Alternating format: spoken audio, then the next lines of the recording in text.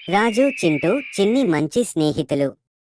వారు ప్రతిరోజూ సైకిల్ తొక్కుతూ ఊరి చుట్టూ తిరిగేవారు. ఒకరోజు పెద్దల మాట వినకుండా అడవిలోకి వెళ్లారు. అక్కడ ఒక పురాతన రహస్య గుహను కనుగొన్నారు.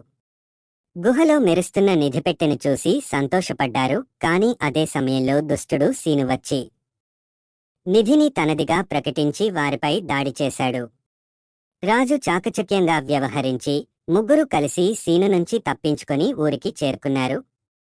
వాళ్ళు నిధిని గ్రామ పెద్దలకు ఇచ్చారు. వారు ఆ నిధిని ఊరి అభివృద్ధికి ఉపయోగించి అందరికీ మేలు చేశారు. నీతి: ఈ కథ బలమే కాదు, మంచి హృదయం కూడా ఉంటే నిజమైన విజయం సాధించవచ్చని మనకు నేర్పిస్తుంది.